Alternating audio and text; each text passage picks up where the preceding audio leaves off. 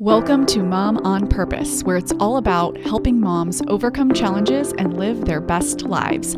My hope is by being here, you are more inspired to become the mom you were made to be. I'm Natalie, your host, a wife, boy mom, dog mama, Chicagoan, and former lawyer turned professionally certified coach.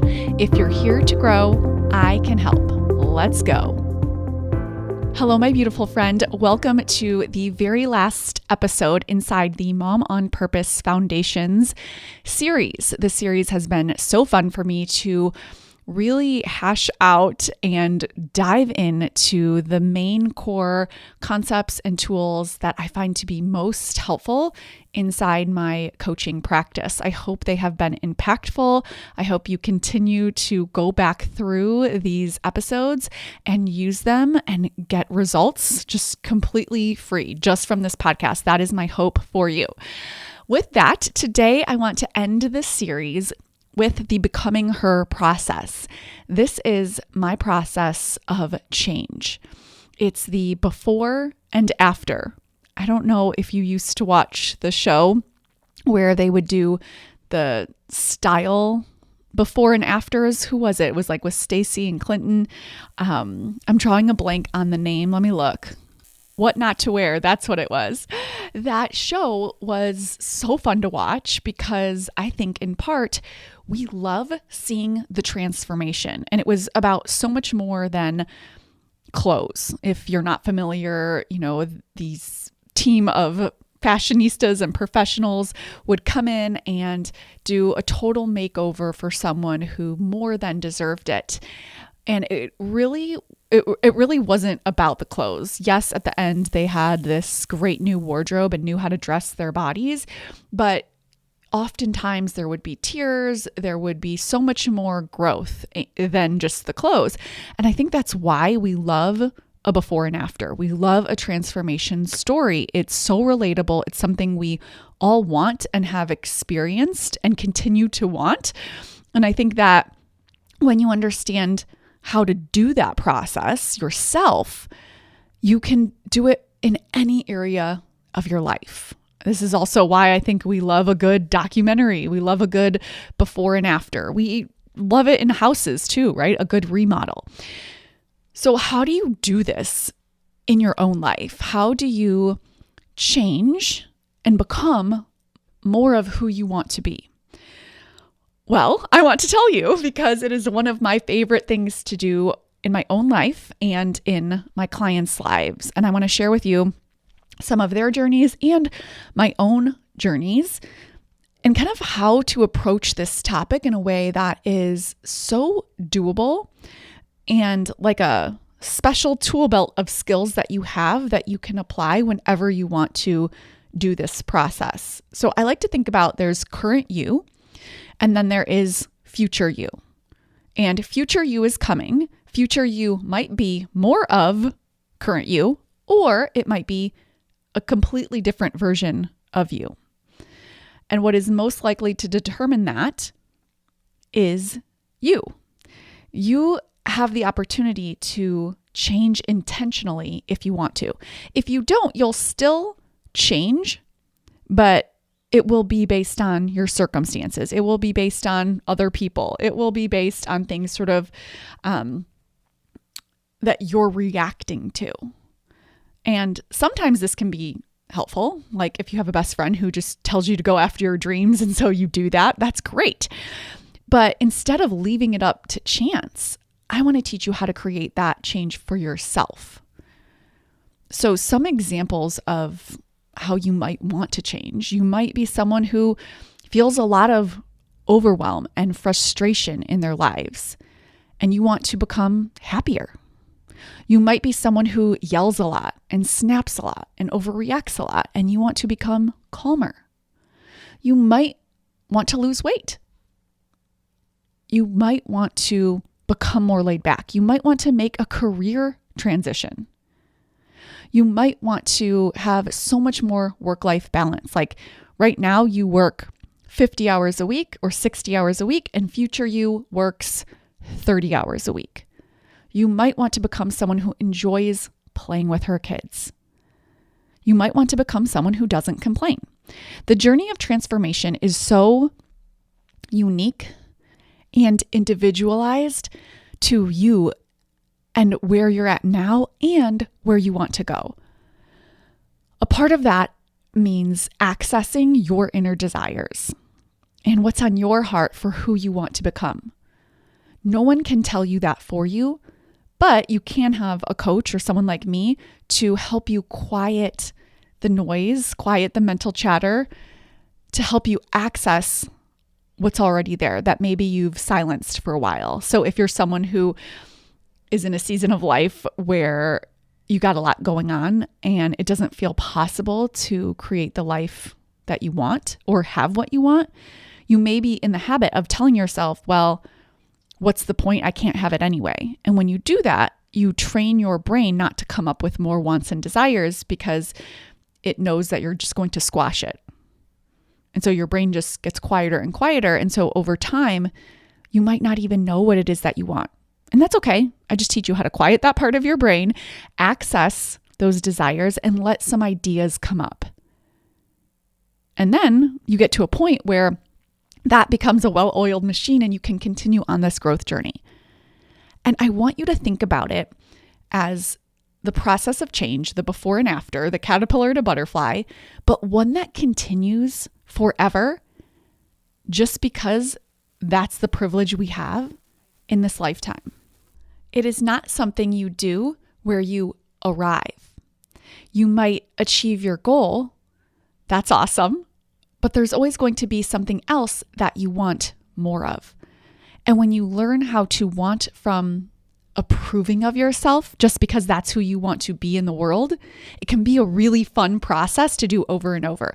That's very different from wanting to change from disapproval. So in the example of weight loss, if you're hating your body thin, it's exhausting, it's defeating, and overall it just makes you miserable. And so even if you push through and you do achieve that goal, it can be sort of a letdown because you'll continue with that mindset of disapproving of yourself and you'll want more. Maybe then it's, your skin is saggy or you want more muscle tone or something like that. You'll want more of a change, but you'll feel so exhausted because you're hating yourself along the way. And so instead of, I hate my body, so I want to lose weight so I can love my body, it's, I love this body. I love my body and I want to change it. And you can continue that process of change however you want, just because that's who you want to be, taking care of your body. So practice wanting just because you matter and your desires matter. Practice loving what is, accepting what is, approving of what is, and wanting more just because that's fun. I love doing this. Oh my goodness. It is part of my life's work and it just makes my life so much more fun. So I want to talk a little bit about how you might do this as well as how I've done it. I cannot recommend the Becoming Her journaling process that I teach enough. It will walk you through exactly how to journal to create the person who you want to be. The reason that this is important is because on default, that primitive brain of yours will create more of who you've always been. Part of the motivational triad that your primitive brain has includes being efficient. And efficiency means doing more of what you've always done, even if consciously you don't want to do that thing. So let me give you an example. Overwhelm. I coach a lot of my clients on overwhelm. Consciously, you might say, I'm so sick and tired of being overwhelmed. I don't want to be overwhelmed anymore. But if your body has practiced that feeling for the last decade, it's not enough to just set an intention that you want to change it, because your body has rehearsed that feeling for a decade. And in the name of efficiency, your primitive brain says, oh, I know what we can do here in this circumstance. Let's just pull out overwhelm because that's what we're used to. Your brain overrides that preference of wanting to feel calm or joy in the name of efficiency, because efficiency is useful for its survival. So quite literally, you will create more of who you've always been on default. And it's again, not enough to just set an intention to want to change. You actually have to practice it. I give the example of watching a video of making a recipe and thinking, oh, I know how to do that. Well, to some extent, yes, you're aware of what you need to do. But until you get in the kitchen and make that recipe multiple times, you really don't know how to do it. Another example I often give is exercising or doing, fancy yoga poses or doing a handstand. You can watch a video and learn how to do a handstand. And you might even think, oh, I know how to do that handstand. But your body doesn't know until you practice it. And it might take a month every single day of 30 minutes of practicing it. I like to remind myself that the time is going to go by anyways. So 30 days will go by. You can continue to be who you've always been, or you can add in this 30-minute routine where you're practicing a handstand so that at the end of the 30 days, you now can do a handstand. It's the same thing with changing and creating a new version of yourself. The process of becoming. If you want to become more calm, more lighthearted, more warm-hearted, more fun, any of those internal transformations, you absolutely can do that. As one of my brilliant private clients said, oh my gosh, this is magic. It's work, but it's magic. That is the truth. Just like doing a handstand and practicing that is a little bit of work. It's not complicated. It just takes some practice, getting those reps in. That is exactly what it's like to practice new thoughts and new feelings. So when you journal, the reason that this is really powerful is because you intentionally tell your brain, we're not going to focus on the thoughts and feelings that we focused on yesterday and for the last decade. We are going to focus on these new thoughts that I'm going to write down right now. And day by day, slowly but surely, your brain memorizes those new thought patterns. And then when you're not journaling, instead of your brain picking up on that old patterning, it's going to pick up on what you wrote this morning. All of a sudden, your brain's going to say, oh, what about that thought that we wrote down this morning? Let's try that on. And you're going to see the impact of that. And you're going to create a little bit of momentum. That new neural pathway, that new highway, that new way of being, that is what you will create when you journal into your future. Part of this journaling process is getting into the energy of becoming the person you want to be. I like to say who, not how, for shorthand.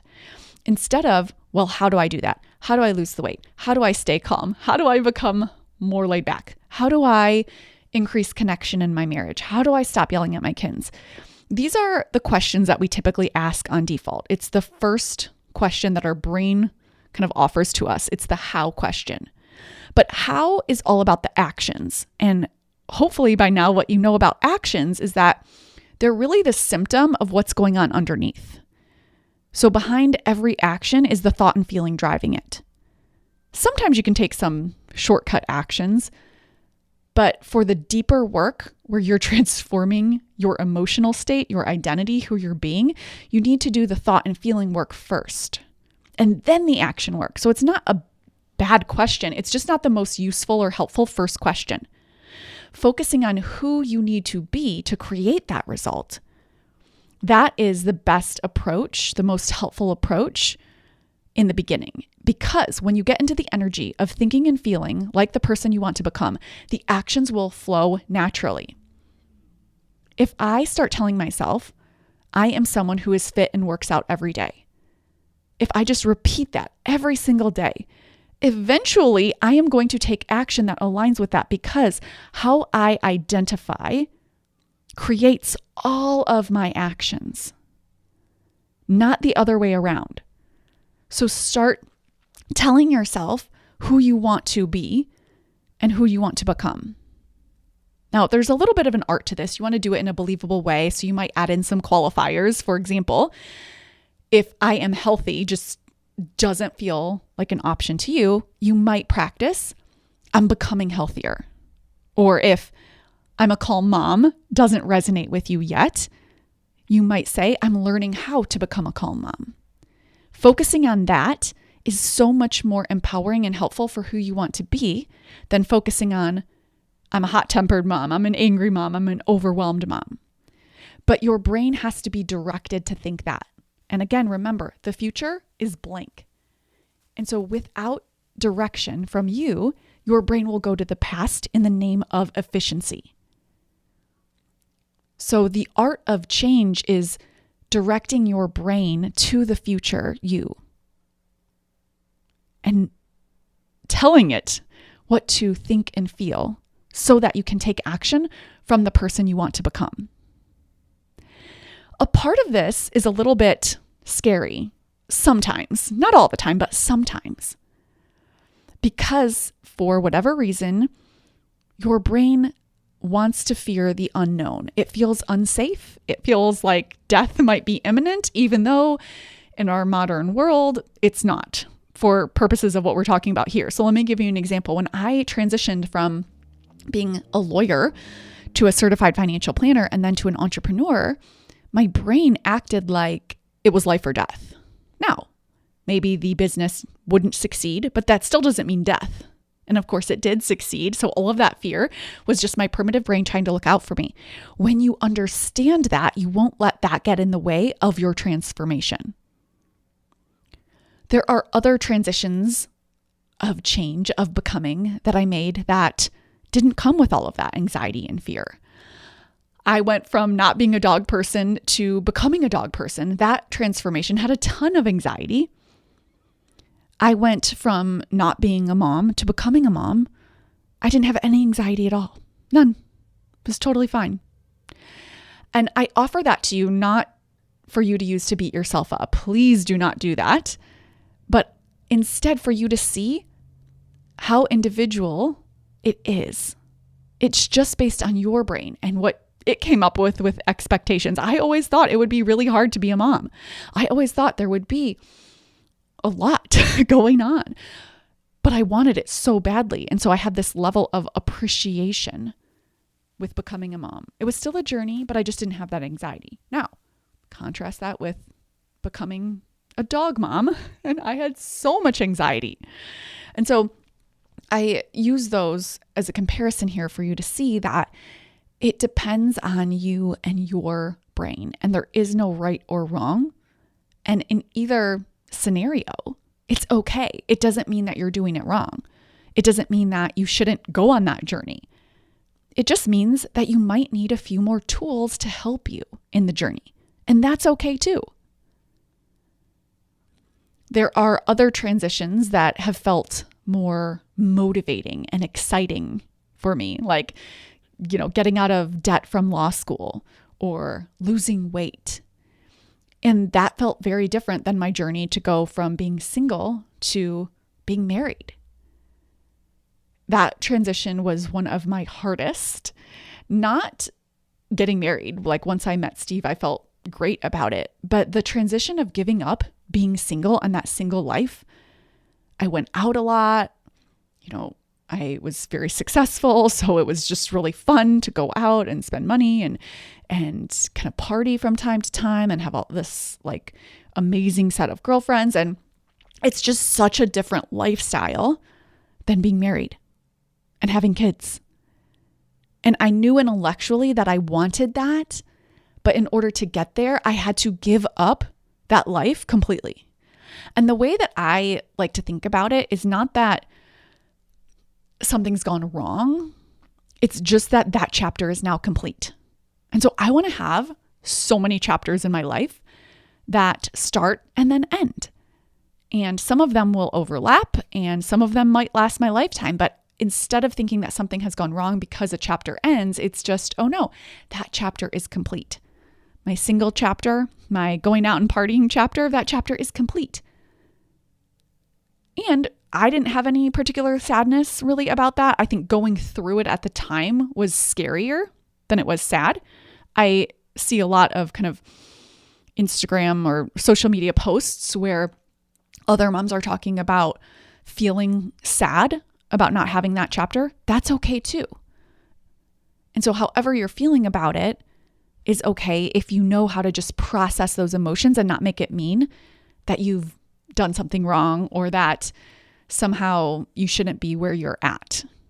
So just accepting that how you interpret it and feel about it is okay, and that you get to write that story. For me, that transition to give up that life was hard at the time, but I knew I wanted to do it. So I just let it be hard to become the person who I wanted to be, with an amazing husband, amazing kids, and an amazing family, and growing from there. And so the journey of transformation is one that continues.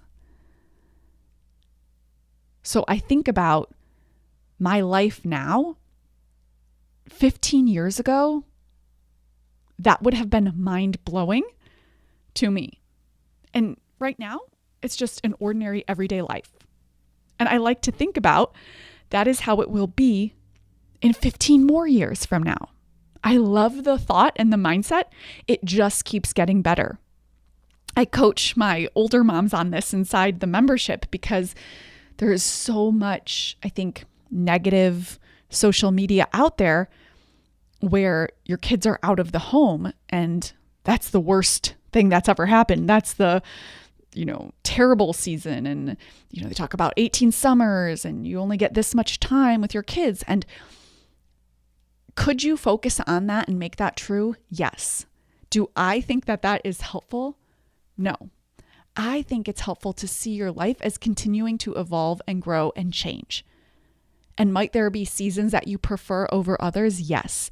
But if you continue to romanticize your life and the journey of your life, then you can adopt the mindset that it just keeps getting better. Even if your kids are out of the home, it's different and it just keeps getting better. I practice this mindset and it is so helpful for me to focus on my current life and what I love about it and where I want to go. Most people just on default, this is no one's fault, it's really just the way that the brain is designed, focused on the past.